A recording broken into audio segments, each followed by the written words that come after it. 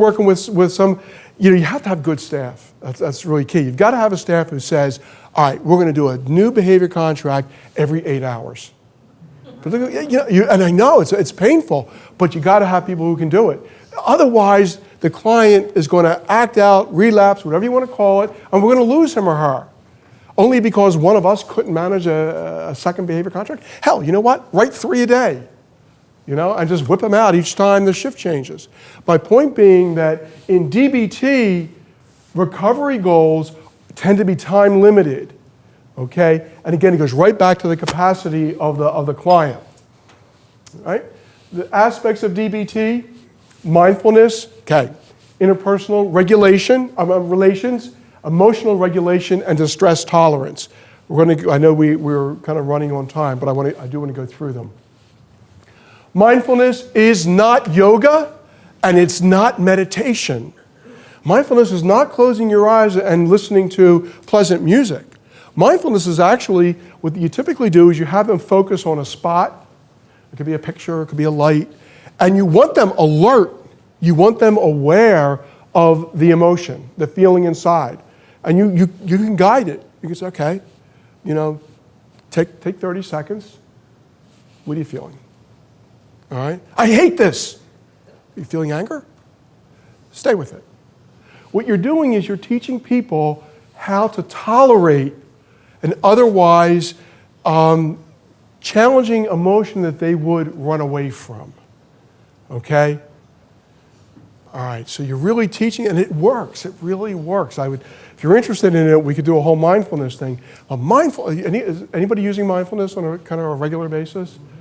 I mean, it's so cool. It really does work. I don't mean it's magic. It really is effective, okay? Effective interpersonal relationships, okay?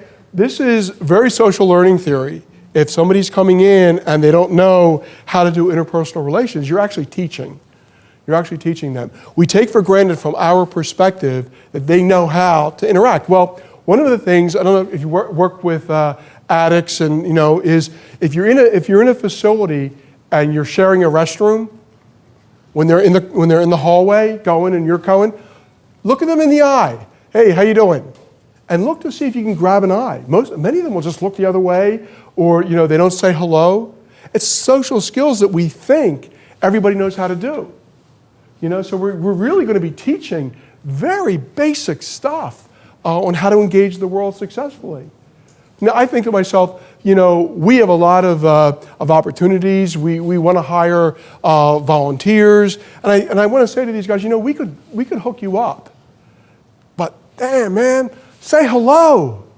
Just say good morning. It's not going to kill you. So we want to teach people, how to engage others in relationship. We're tolerating distress, okay? That's part of the meditation. The mindfulness. We're teaching people that these are some strategies to tolerate that affect that you would otherwise run away from or self-medicate, okay? It doesn't have to be your enemy, all right? We have to teach people that they can tolerate that emotion. Distress tolerance, delaying the gratification of symptom relief. Okay, so we know delayed gratification from the id and ego continuum. Okay, so if we have somebody with a kind of a truncated ego development, well, we know that the id is going to be out there. The instant gratification or the difficulty delaying gratification.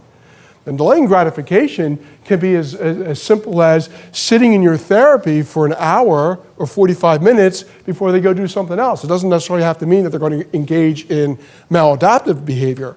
They're just not able to gratify immediately. Emotional regulation.